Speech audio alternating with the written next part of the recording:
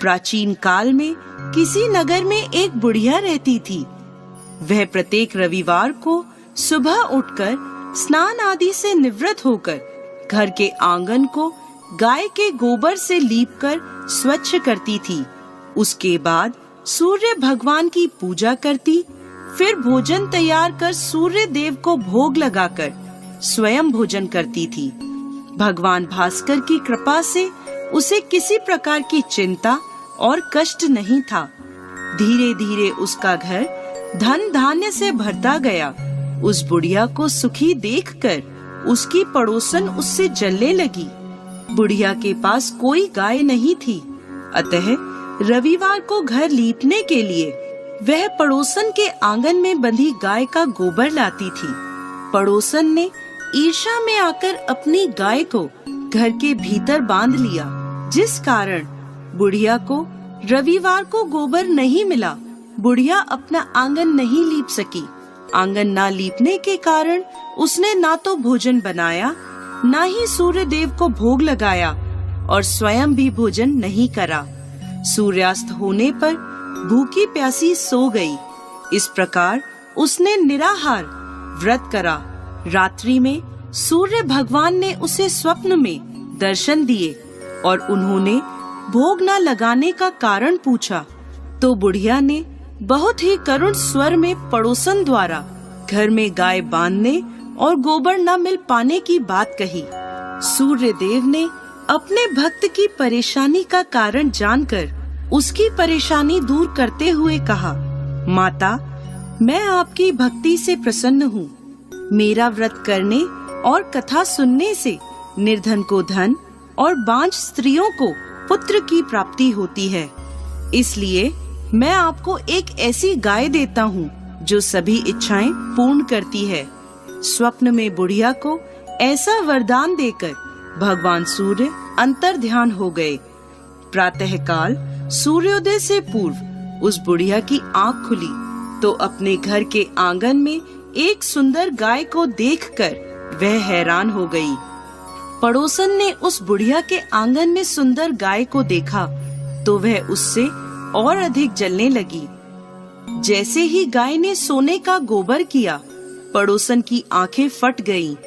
पड़ोसन ने उस बुढ़िया को आसपास न पाकर तुरंत उस गोबर को उठाया और अपने घर ले गई तथा अपनी गाय का गोबर वहां रख आई।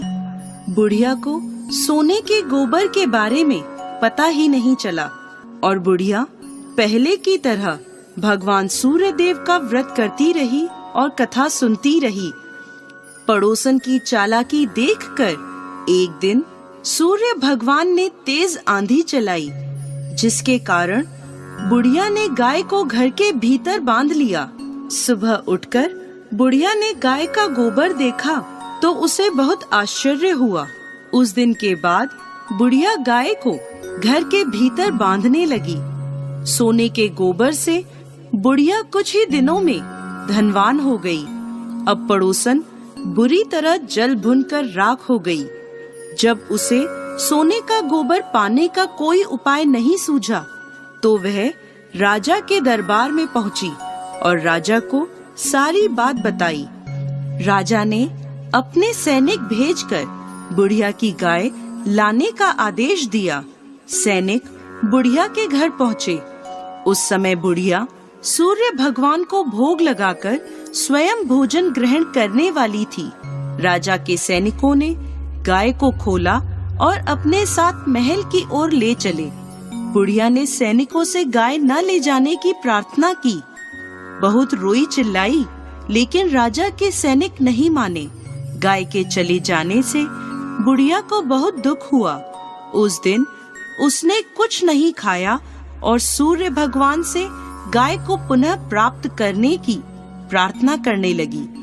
दूसरी ओर राजा गाय को देखकर बहुत खुश हुआ और सैनिकों से बोला, इस सोने का गोबर करने वाली गाय को गौशाला की जगह मेरे कक्ष में बांधा जाए।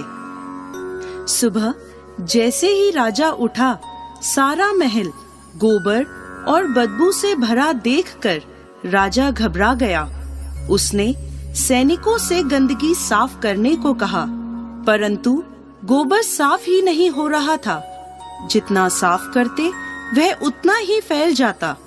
यह देखकर राजा क्रोधित हुआ और उसने पड़ोसन को राजमहल में बुलवाया और उसे दंडित किया।